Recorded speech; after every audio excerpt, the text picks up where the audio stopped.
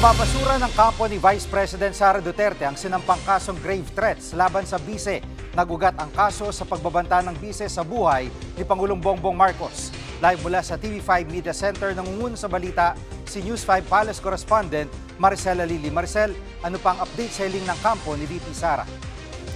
Bigi mismo ang kampo na nga, abogado ni Vice President Sara Duterte ang nagkumpirma na naghain na sila ng motion to quash para dito sa kaso laban kay Vice President Sara Duterte na grave threat. Kagaya nga ng nabanggit mo, nagugat ito doon sa sinasabing pagbabanta sa buhay ni na Pangulong Marcos at ng kanyang asawa na si First Lady Liza Araneta Marcos. Ang base doon sa pahayag ng abogado ni Vice President Sara Duterte, ang naging grounds para sa paghahain na ito na motion to quash ay dahil daw doon sa lack of jurisdiction. Pero tumanggi na silang magbigay ng iba pang detalye dahil ongoing ang kaso. Pero binigyan naman ng korte ng 5 araw ang kampo ng prosekusyon para sagutin ang mosyon na ito ng kampo ni Vice President Sara Duterte.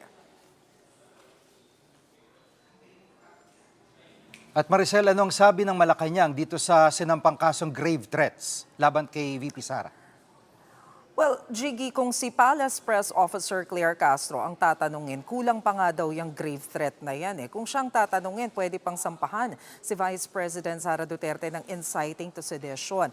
Ang sabi ni Yuse Castro, malinaw naman din daw yung mga ginawa ng Vice Presidente. Pero ang tanong kasi dyan, hindi ba magkakaroon ng conflict? Dahil alam naman natin na bukod dito sa isinampang kaso ng Department of Justice na grave threat laban kay Vice President Sara Duterte, meron ng ongoing na kaso dyan sa impeachment court kasama sa articles of impeachment, yung grave threat laban kay Vice President Sara Duterte. Pero ang paliwanag kasi ni Yuse Castro dyan, magkaiba naman yan. Yung usapin kasi ng impeachment course, alam nating lahat na ang pinag-uusapan dyan, karapat dapat pa bang manatili sa pwesto bilang Vice Presidente si Vice President Sara Duterte. Ibang usapin naman yung criminal case laban sa Vice Presidente dahil ibang pananagutan yon. Ngayon, kung sakali daw na maabsuelto itong si Vice President Sara Duterte dyan sa kanyang impeachment trial sa tulong na rin ng kanyang mga kaalyado, hindi naman daw ibig sabihin na maaabsuelto na rin agad si Vice President Sara Duterte dito naman sa criminal complaint na isinampa laban sa kanya. Pakinggan natin yung paliwanag ni Undersecretary Claire Castro. Iba po ang nature ng criminal case, iba yung nature ng impeachment proceedings. So, sa impeachment proceedings kasi, dito inaalam kung yung leader ay dapat na maging leader pa. Yung kanyang kapasidad, yung kanyang mental health, yung kanyang pagiging agresibo, yung anger management, ito lahat ay dapat na nakikita kung ikaw ay magiging leader. Ang criminal case naman, ito ay yung liability dahil gumawa ka ng isang krimen. So magkaiba po siya in full. Ang effect nun is, there is this intention to sow hatred against the president, against the government. So, it is not just a simple grave threats. There is this element of inciting to sedition. At Maricel, sa ibang usapin, sinabi ni Caloocan Congressman Edgar Erice na di raw kayang ipakulong ng Pangulo si dating Speaker Martin Romualdez na nadidiin naman sa flood control. Anong sagot niya na Malacanang? Yes, Jiggy. Kagaya nga ng nasabi mo, nabanggit yan ni Congressman Erice sa programang Political Beat sa One News.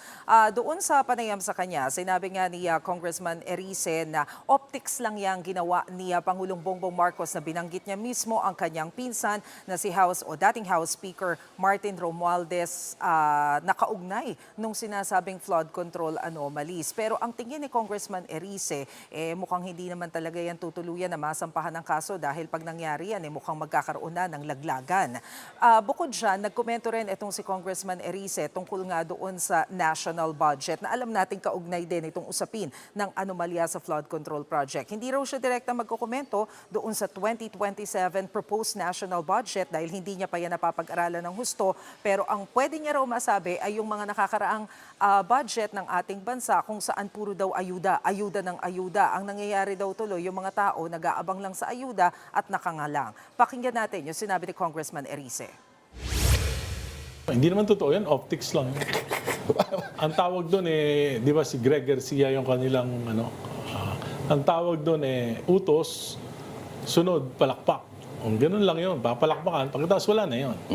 Kasi I don't think that the President can afford to jail former Speaker Martin Romualdez. Kasi hindi naman mangyayari yung 1.45 trillion insertions, diversions to flood control for 3 years without the cooperation of the whole of government.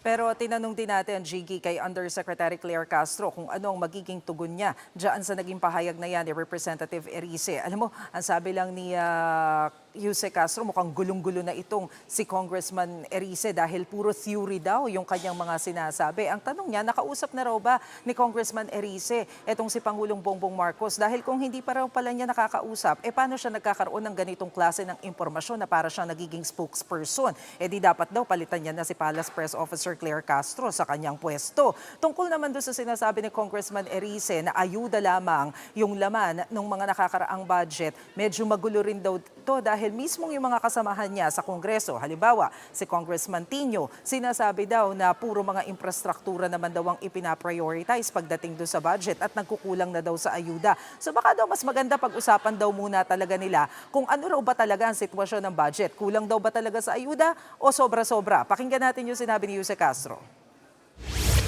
Ito ay iniisip niya lang.